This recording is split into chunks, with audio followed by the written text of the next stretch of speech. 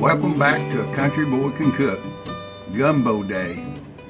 Cajun stew, whatever you want to call it, we're going to make it. Boneless, skinless chicken thighs. And in the bottom here, there's some sausage down in here. It's actually all beef sausage. Old dude trying to keep my heart, a little healthy anyway.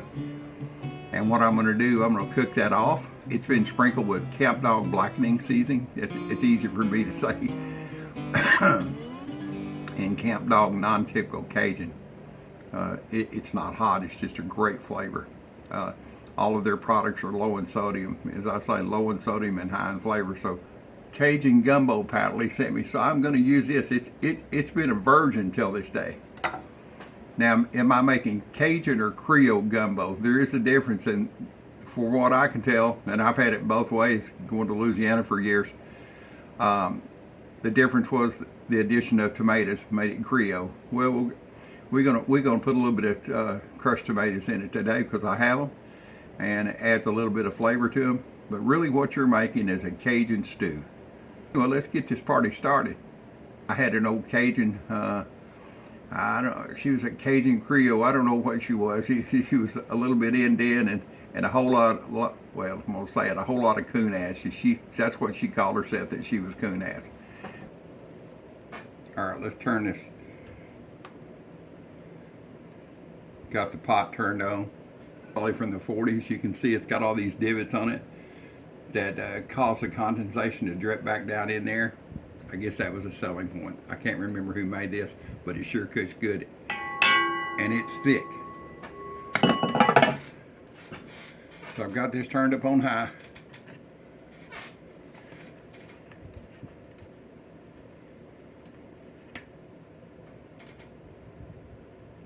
Just enough oil to brown off the meat. The meat is not going to be totally cooked at this point.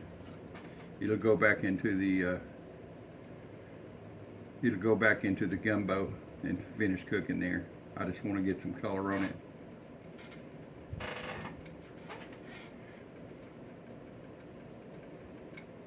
Yeah, it's getting a little hit.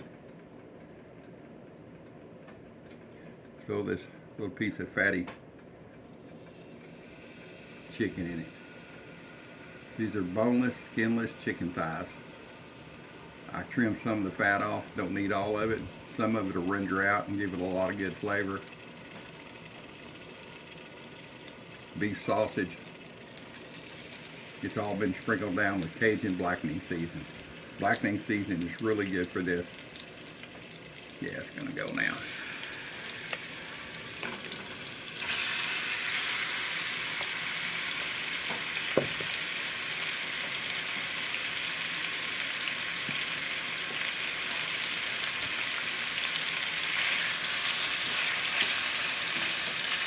I'm going to sit here and get a little color on it. Let it render out a little bit.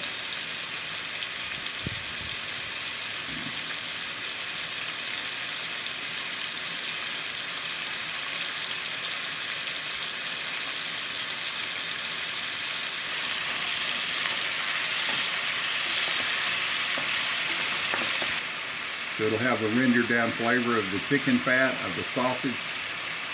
It will be good. By the way, this works really good. I appreciate it, Papa Scott. They sure smell good. The two of those cooking together. Building up some flavor on the end. You can see that right there. That's building flavor. They'll all be cooked into the gumbo.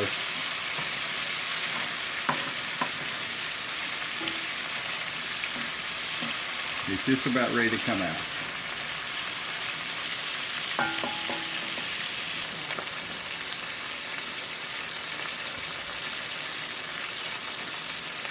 All right, I'm gonna turn it off. It's cooked enough. Bring everything out.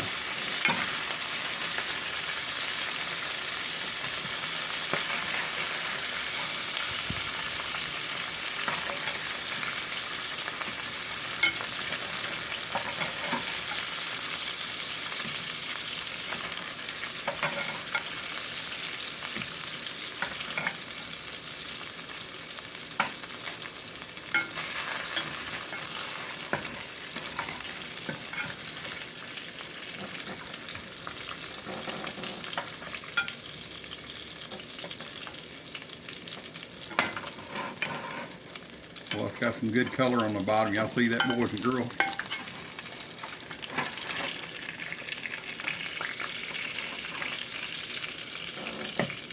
This chicken and sausage will cook down and kind of shred apart. It will be righteous. All right, it's going to need a little bit more oil.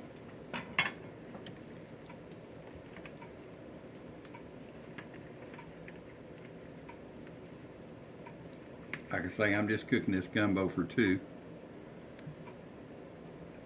At maybe 3/4 of a cup of rendered fat, and the extra that I just put in there, that's vegetable oil, Wally World's finest.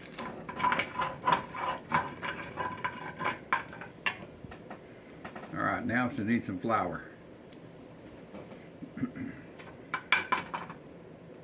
I think it's cool enough now. Let me put a little bit of flour in it, just a pinch, and see what happens. I don't want it to boil up. Oh, that's good. So this is 1/4 of a cup. I won't use it all. I want it to be on the more liquid side. You know, it's just like making country gravy. It's gonna take more than that. You'll probably take the rest of this. That's about 1/4 cup. You want a little bit more oil. I can't remember what that saying is about a little bit more language, something in Cajun.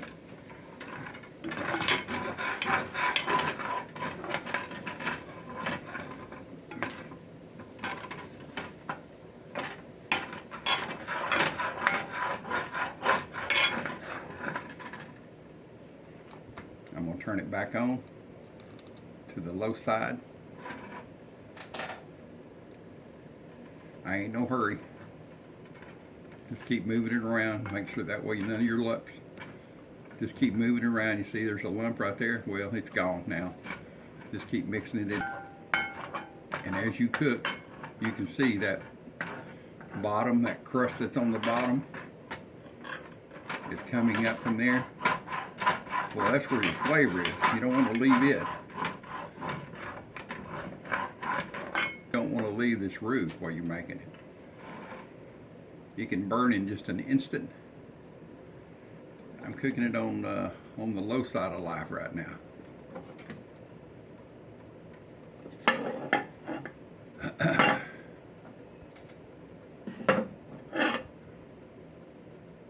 I like to cook it until it's dark brown.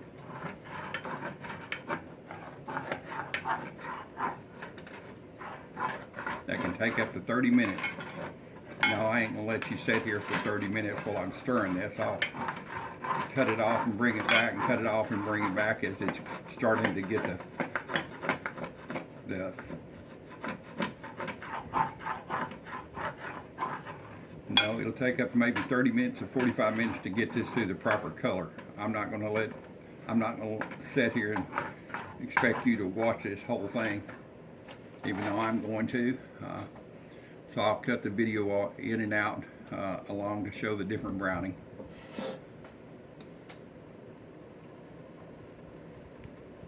In other words, I'll edit the video so you don't have to sit here the whole time.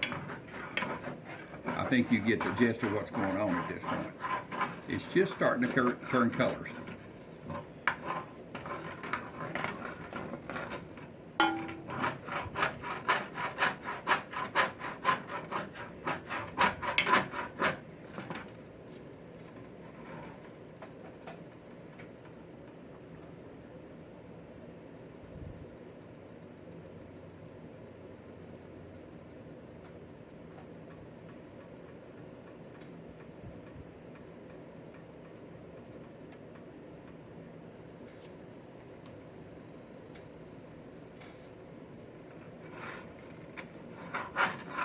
All right, it's been going for about 10 minutes. You can see it's starting to get brown.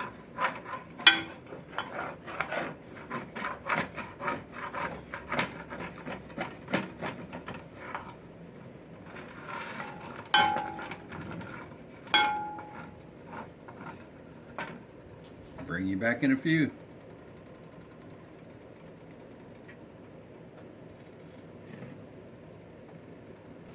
It's probably going on about 20 minutes. You can see how it's getting brown, turning dark.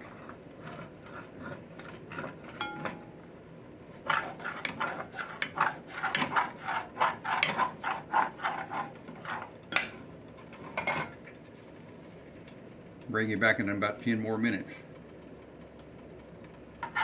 You can see the bottom's coming up finally. You can see it's getting really dark.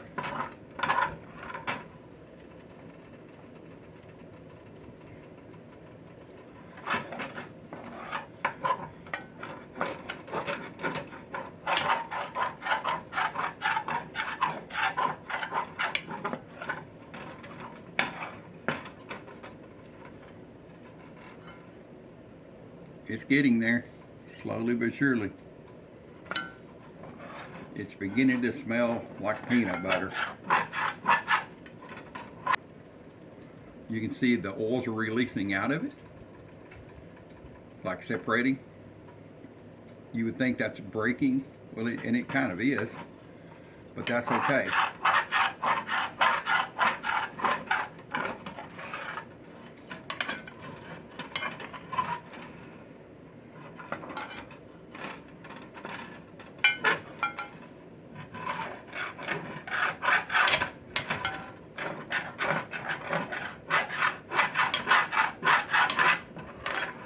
Almost there.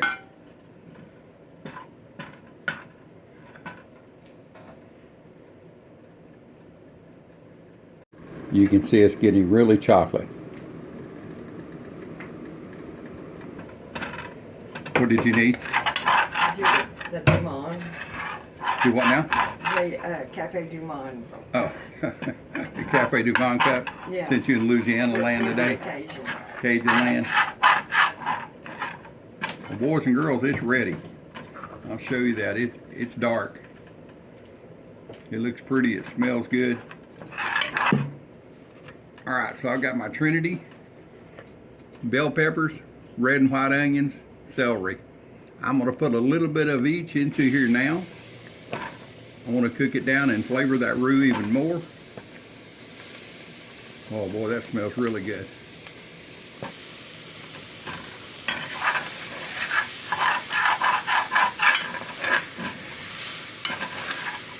I've got it on low.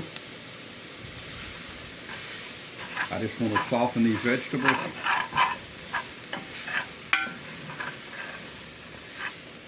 Get them a little cooked on them.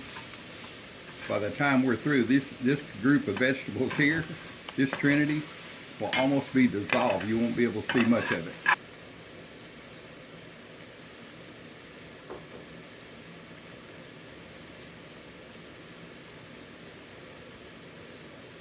I'm cooking it on low. Just a little, till the onions and everything kind of turns translucent.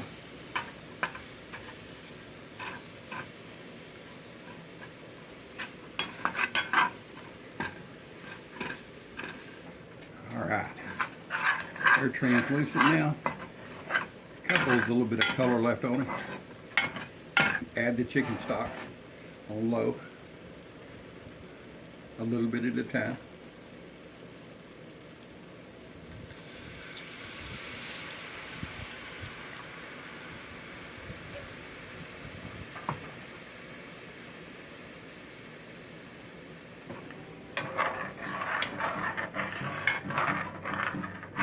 You just mix it in slowly. That way your roux can incorporate. No lumpy roux. I've never had a lumpy roux. I don't even know what it would be like, but